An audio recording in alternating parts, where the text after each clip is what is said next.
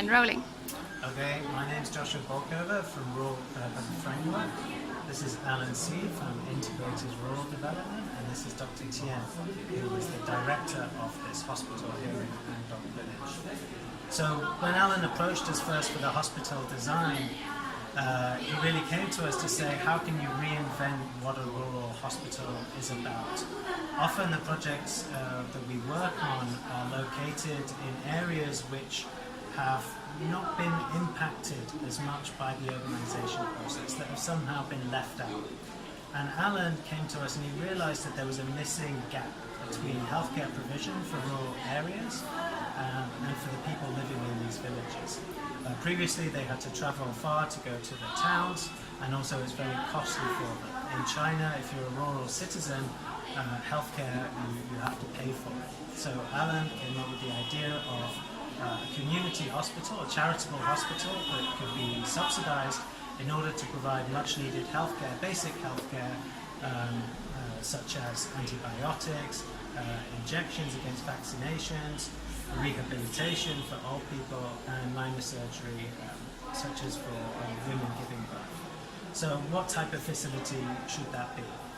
In China, typically institutions all look the same. Whether it's a school or a hospital, they're identical. They're all concrete frame, a brick infill with tile cladding.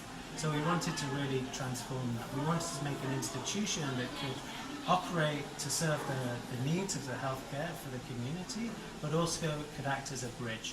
We wanted to provide new types of public spaces. We wanted to be an active place where people could come, they could play, they could walk on the ramp, they could dance in the courtyard, or as we saw today, doing some Tai Chi. So we wanted to create that kind of open feel to the hospital.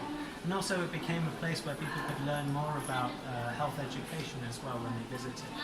So as it stands, the hospital is this kind of courtyard building. We have a ramp that wraps around this courtyard in the middle that works with the slope. We've used two material strategies, one on the outside, we use brick from an old brick building, using grey bricks in a fin to kind of create privacy within the wards and also prevent too much sun entering. And then an inner area which is made with this bespoke kind of concrete tile. So this was an interesting invention where we took a model from Hong Kong U, which we made, we brought it to site, and from that mold we developed these variations in the actual concrete block to create different types of lighting conditions within the corridors. That's the whole idea, is to begin to animate this space, this circulation space, which also became part of the public flow. So in order to get more detail from the client side, I'll pass you over to Alan, who can talk more about the rural, what the important issues are about rural. Okay, so let me introduce a bit the rural healthcare system, which is completely different from the urban one. I think the system is serving more than 600 million people in China, but the system is actually not particularly well financed. The government has been doing a public insurance system, trying to inject new funding into the system. But I think the bigger problem is there's a heavy brain drain because the people tend to go up to the county level, provincial level hospitals.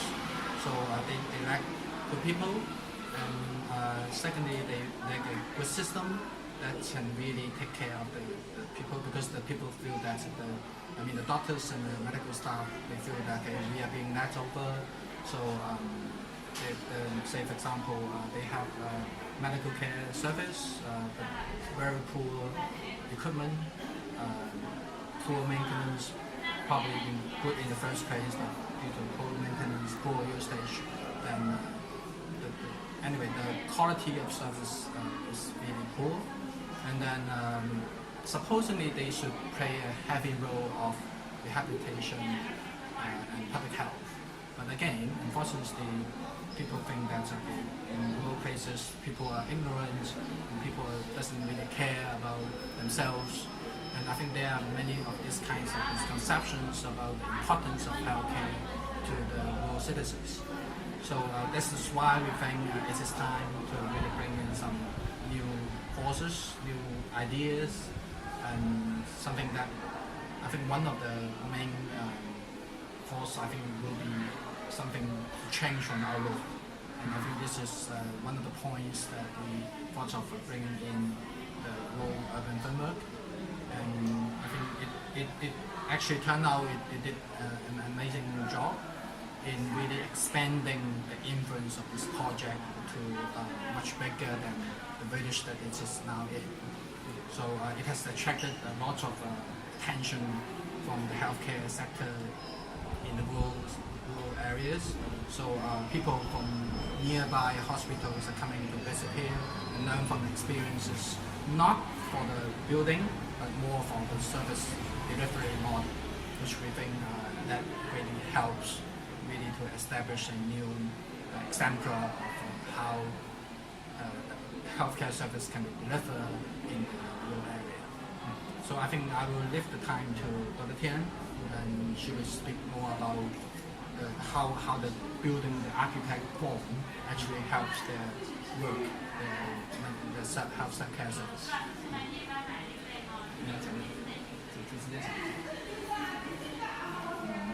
我是09年5月到这个卫生院的，刚来的时候，这个卫生院就是只有370平米，非常破烂。当时根本没有办法就是收治病人，那个床上就是只有4个烂木床，根本没有办法收治病人。有一次就是有一个肺心病的到我们医院来就诊，当时我们连氧气都没有，这个病人差点送命。这也是我们为什么要修建这个扩建这个卫生院的第一个原因。我们的医疗水平特别差。第二个原因，我们就是我们农村特别需要一个慈善医院。这个我就用一个实例来说明。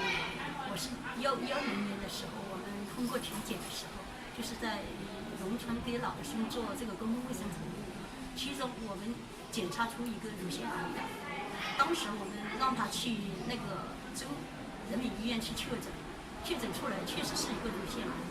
当时那里要他交12000块钱，因为他家里没有钱，所以到11年的时候就去世了。